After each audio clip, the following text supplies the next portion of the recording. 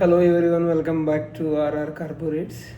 Now we will discuss NRI investment under NDI rules, repatriation versus non-repatriation basis. In this video, I will explain you how non-resident Indians, that is NRIs, and OCIs, overseas citizens of India, OCIs, can invest in India under NDI rules, covering both repatriation and non-repatriation basis. This video help you clearly to understand what investment NRIs and OCIs can make and what limits apply and what restrictions and approvals are necessary under Indian law. So first we will see the investment on repatriation basis. Let's first understand what is meant by investment on repatriation basis. When an investment is made on a repatriation basis, it means the capital and income earned from the investment can be freely repatriated outside India. That is, the investor can take the money back to their country of residence subject to applicable regulations. Clear? So, under the NDI rules, an NRI or OCI may purchase or sell equity instruments of listed Indian company on repatriation basis, provided such transactions are made through a recognized stock exchange in India. Clear? Now we will see permitted investments. NRIs and OCIs are permitted without any limit to purchase or sell units of domestic mutual funds which invest more than 50% in equity instruments,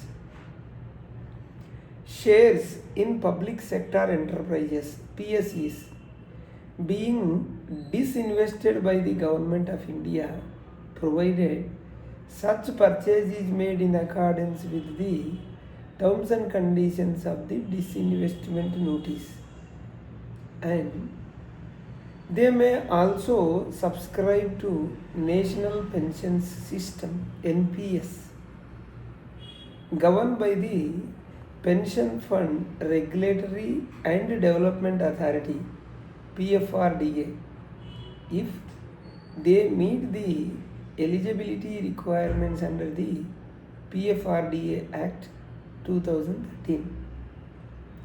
So now we will see investment limits. Let's discuss the individual and aggregate limits applicable to NRIs or OCIs. Investments on repatriation basis. Individual limits: the total holding by an individual NRI or OCI shall not exceed 5% of the total paid up equity capital, 5% on fully diluted basis, or 5% of the paid up value of each series of debentures, preference shares, or share warrants of Indian company. Clear? Now I will tell you the aggregate limit. The total holding of NRIs and OCIs together shall not exceed 10% of the total paid up equity capital on fully diluted basis, or 10% of each class of securities issued by an Indian company. Clear? However, this aggregate ceiling, of which I am telling 10%, can be raised to 24% if special resolution to that effect is passed by the general members of the Indian company. Clear? Now compliance with FDI policy. Compliance with FDI policy. It is also important to note that all NRI investments on repatriation basis are subject to foreign direct investment FDI policy and NDI rules regarding sectoral caps, restrictions and conditionalities. That means even if an investment is allowed, it must comply with sector specific limits such as banking, insurance, defense, telecom, etc. Whether applicable, you have to check. So we can further discuss about investment on repatriation basis. So we are clear, I think, repatriation basis, whether funds can be taken back abroad, that is repatriation basis.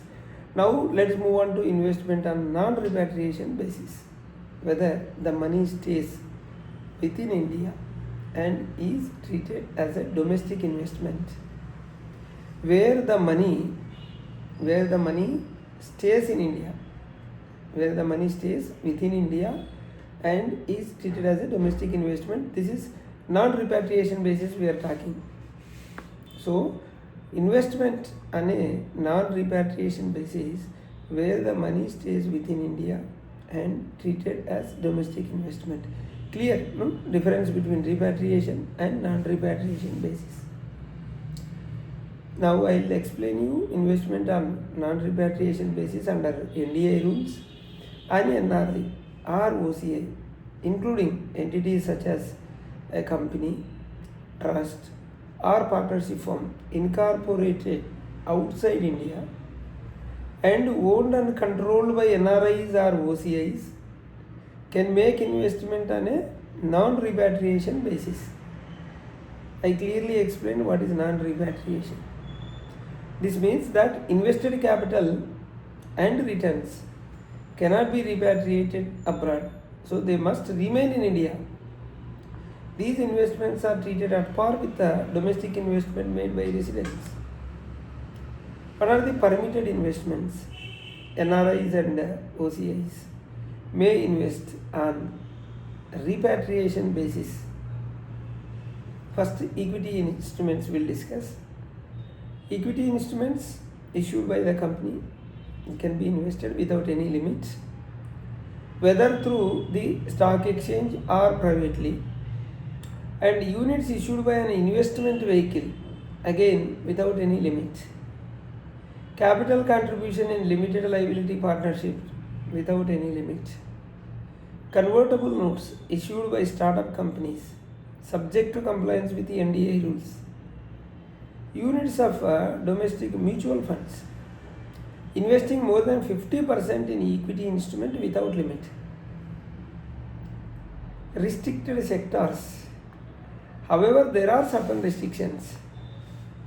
NRIs or OCIs cannot invest on a non-repatriation basis in Nidhi companies, companies engaged in agriculture or plantation activities, real estate business, construction of a farmhouse, or dealing in TDRs, transfer of development rights. Transfer by way of gift. Interestingly, an NRI or OCI holding equity instruments or units on a non-repatriation basis can transfer them to a person resident outside India by way of gift, but only with the prior approval of the Reserve Bank of India, RBI, and subject to several conditions. These includes the size of the gift should not exceed 5% of the paid-up capital of the Indian company or of each mutual fund scheme. The value of all gifts in a year must not exceed the rupee equivalent of $50,000. Donor and donee must be relatives as defined under section 2 subsection 77 of the Companies Act 2013. So the sectoral cap in the Indian company should not be breached. Have to take care. Here the regulatory objective is these rules ensure that NRI investments, whether on repatriation or non-repatriation basis, as well regulated, transparent and aligned with the Indian broader foreign investment policy framework, balancing both economic inflow and domestic stability. This is the regulatory objective. So now to summarize, on repatriation basis, investments can be made freely in listed shares, equity oriented mutual funds, public sector undertaking, disinvestments and NPS, subject to individual and aggregate limits as we discussed. Again, on non-repatriation basis, investments are treated as a domestic with no limit in most of the sectors except restricted ones like agriculture or real estate. Transfer by gift to non-residents are allowed only with RBI approval and strict monetary and relationship conditions. In all cases, investments must adhere to FDI policy, sectoral caps and NDI rules. Understanding these nuances help NRIs and OCIs invest confidentially. They can invest and lawfully in India, and also